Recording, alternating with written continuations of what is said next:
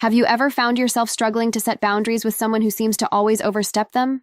Today, we're going to tackle how to handle interactions with a narcissist and protect your emotional peace. Dealing with a narcissist can be tricky. They often ignore your boundaries and use manipulation against you. But by the end of this video, you'll learn effective strategies to establish firm boundaries, communicate clearly, and safeguard your well-being. Ready to gain the tools you need to maintain control in these challenging situations? Let's get started. 1. Establish clear communication. Narcissists often manipulate conversations or twist words to create confusion and doubt. By being straightforward and precise in your communication, you can minimize misunderstandings and maintain control of the interaction. One effective technique is the use of I statements. These help express your feelings and set boundaries clearly without making accusations, which can escalate conflicts. For instance, instead of saying, "You never respect my time," try saying, "I feel frustrated when meetings start later than planned. I need to start on time to manage my schedule effectively." This approach keeps the focus on your needs and feelings rather than blaming the other person, which a narcissist could use to victimize themselves. Using I statements not only helps in communicating your boundaries, but also aids in keeping your emotional distance. It allows you to express your needs assertively and set clear expectations for how you want to be treated. When you communicate in such a way, it's harder for a narcissist to argue without directly disregarding your feelings, making it clear to both parties what is and isn't acceptable behavior. The next time you find yourself needing to set a boundary with a narcissist, remember to keep your statements direct and about your experiences. This method will help you establish a clear line of communication and reinforce your boundaries more effectively. 2. Consistency is key. Narcissists will test limits repeatedly, hoping for a different response that better suits their desires. Consistent enforcement of boundaries teaches them what behaviors you will and will not tolerate, which is crucial in maintaining your mental peace. Consider a real-life scenario where you're dealing with a coworker who constantly belittles your ideas during meetings.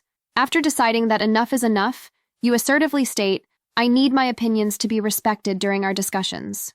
The next time it happens, you reinforce this boundary by calmly reiterating, "As I mentioned before, I expect my contributions to be treated with respect." However, the coworker might try again, perhaps thinking a slight change in their approach might yield a different outcome. Each time you respond with the same calm, firm statement. Over time, this consistent response sends a clear message. The behavior will not be tolerated. This example demonstrates the power of consistency in boundary setting. Each repetition reinforces your stance and reduces the likelihood of boundary violations. It's not just about saying no, it's about remaining steadfast in your no, which is essential when dealing with individuals who thrive on pushing limits. 3. Limit personal information.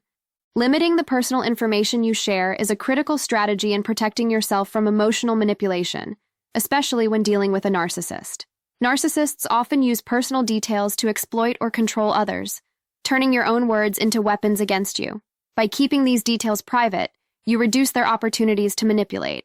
When faced with pressure to divulge personal information, it's important to have techniques ready to deflect such inquiries without causing offense.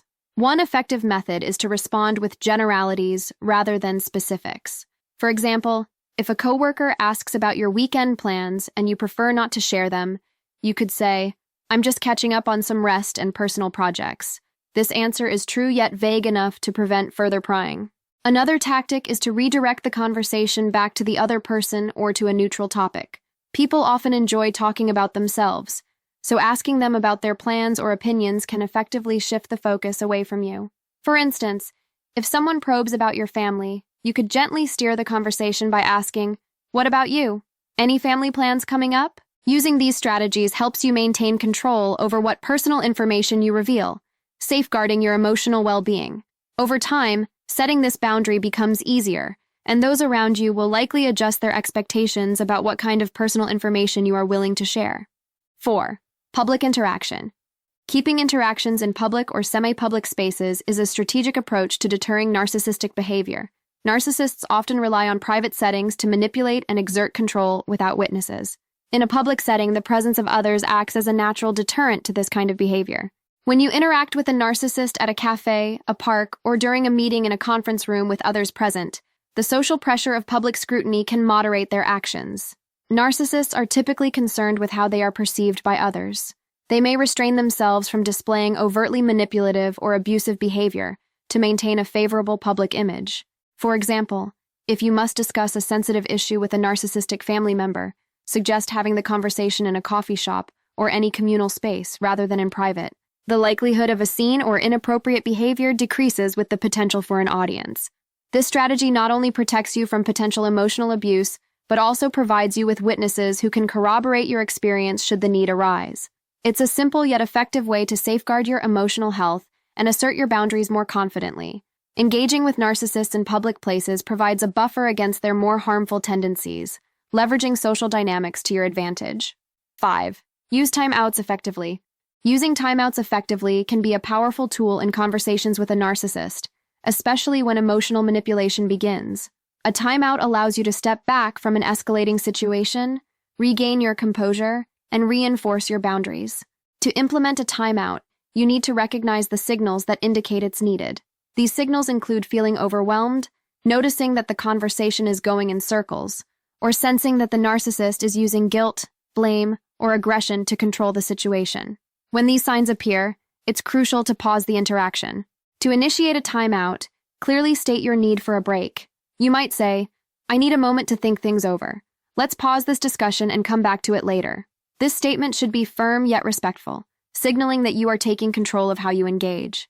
During the timeout, give yourself enough space to assess the situation and decide on the best way to proceed. This might mean taking a few minutes alone, stepping outside, or even postponing the conversation to another day. It's important that the narcissist understands a timeout is not a tool for avoidance, but a way for you to engage more constructively. Implementing consistent timeouts teaches the narcissist that manipulative tactics won't push the conversation forward, but will instead pause it, encouraging more straightforward interactions. This method not only helps maintain your emotional balance, but also sets a precedent for how serious discussions are handled. 6. Seek support. Having a support system is crucial when dealing with a narcissist. It can be challenging to handle the emotional manipulation and pressure alone. A strong support network provides emotional comfort, practical advice, and different perspectives that can help you stay grounded. Consider professional help like therapy.